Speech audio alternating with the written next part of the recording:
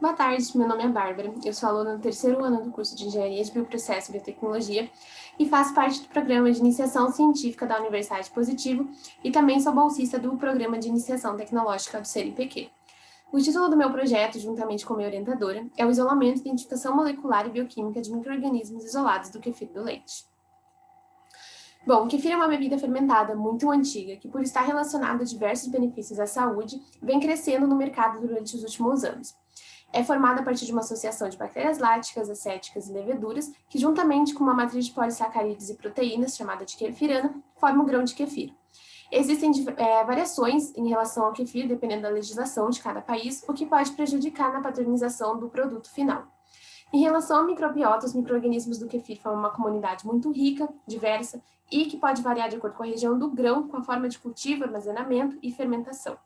Em relação às características organoléticas, a efervescência e o aroma refrescante característicos são dados pela fermentação alcoólica realizada pelas leveduras, mas também pela formação de compostos como diacetil, acetaldeído e acetato, que são produtos da atividade metabólica das bactérias láticas.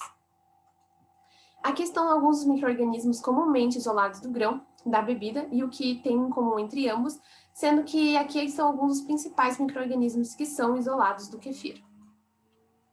Em relação à forma de produção, o kefir pode ser produzido a partir da inoculação dos grãos no leite, seguida de uma fermentação de 18 a 24 horas, sendo que esses grãos podem ser utilizados posteriormente em outras fermentações e nesse momento a bebida já está pronta para o consumo. Em relação a esse processo, como o kefir apresenta uma microbiota muito diversa e variável, existe uma certa dificuldade em aplicar o kefir em escala industrial devido à dificuldade de padronização do produto final. Existe potencial também de utilização de culturas iniciadoras, que consiste na inoculação de culturas pré-definidas, que traz uma maior segurança tanto durante o processo quanto no produto final, já que você tem, então, uma bebida mais segura e menos variável. Entretanto, o kefir, no geral, precisa de muitos estudos relacionados aos micro-organismos e ao metabolismo deles, para que se traga um processo de produção mais seguro e um produto muito melhor para os consumidores.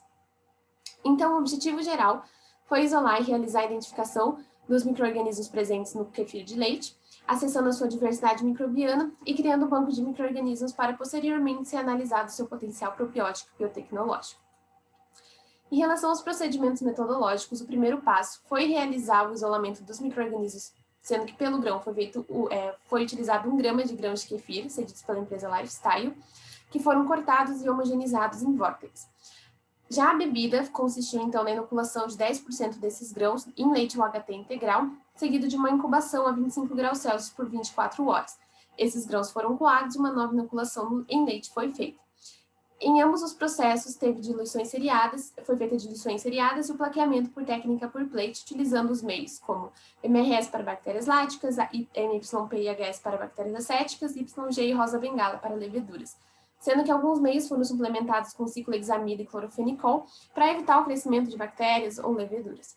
As placas, então, foram incubadas a 25 graus Celsius por no mínimo 2 dias e com a obtenção de culturas puras, elas foram estocadas a menos 20 graus Celsius em glicerol 30%. Depois, as amostras foram submetidas a testes, como coloração de grã, indol, teste de catalase, teste de urease, teste para fermentação de carboidratos de interesse, motilidade e oxidase. Depois, então, foi aplicada no método fenolclorofórmio para realizar a extração de DNA, e a análise da integridade dos DNA genômicos foi feita pela eletroforese em gel de agarose. Também foi feita a quantificação do DNA a partir do espectrofotômetro NanoK da casa. Em seguida, as amostras que obtiveram, então, a extração do DNA genômico passaram pela técnica PCR para amplificação dos genes marcadores, sendo, então, gene 16R-RNA para bactérias, com oligonucleotídeos marcadores 27F e 1492R, o gene TS, com iniciadores TS4 e TS5 para leveduras. Com a confirmação da amplificação por eletroforese em gel de agarose, as amostras foram sequenciadas pela empresa GoGenetics.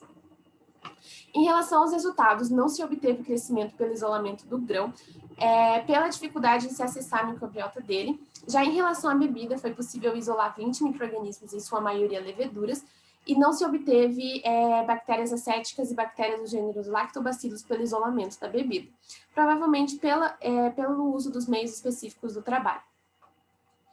Os resultados, então, eles foram agrupados nessa tabela, E é possível, então, notar a prevalência de leveduras não fermentadoras de lactose e que todas as bactérias que foram isoladas se mostraram fermentadoras da lactose, o que é um ponto positivo na hora de formar culturas iniciadoras.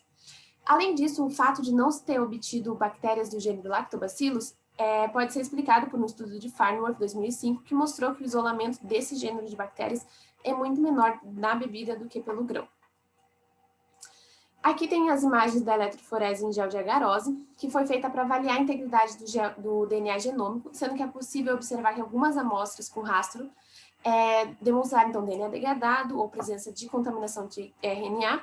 Entretanto, algumas o DNA estava íntegro e de alto peso molecular, confirmando, então, a presença de DNA genômico. Em seguida, com a confirmação da extração, algumas amostras passaram pela amplificação, sendo que o resultado esperado era 1.500 pares de base para os genes marcadores de bactérias e 600 pares de base para os genes marcadores de leveduras, o que se confirmou. Aqui está o resultado do sequenciamento, que então foi obtido 3 espécies, com destaque para o Lactococcus lactis, subespécie lactis, que é uma espécie que apresentou resultados bioquímicos equivalentes ao da literatura, é benéfica para a saúde e é comumente registrada no kefir, e é de grande potencial para formar culturas iniciadoras. Os outros dois, Bacillus thuringiensis e Candida parapsilose, estão relacionados a possíveis contaminações, pois não são frequentemente registradas na microbiota do kefir. Por fim, então, é possível concluir que ainda se necessita de muitos estudos relacionados à comunidade microbiana do kefir e o seu metabolismo, para que se possa, então, otimizar o processo e trazer produtos mais seguros e menos variáveis para os consumidores. E nesse projeto, a Lactococcus lactis subespécie lactis se apresentou como uma espécie de alto potencial probiótico e biotecnológico, e os contaminantes presentes verificam a importância do controle de qualidade da bebida e a busca de métodos mais seguros de produção. Bom, eu gostaria de agradecer a todos agradecer a atenção de todos, agradecer à Universidade Positivo e ao Programa de Iniciação Científica da Universidade por apoiarem esse projeto, ao CNPq por apoiar o projeto concedendo bolsa, e a minha orientadora Tabata Maria Alvarias, a Natália Frenzel e ao Alexandre Júnior por me apoiarem durante todo esse ano no projeto, e também a todas as laboratoristas da Universidade Positivo. Aqui estão as referências utilizadas durante o meu projeto. Muito obrigada!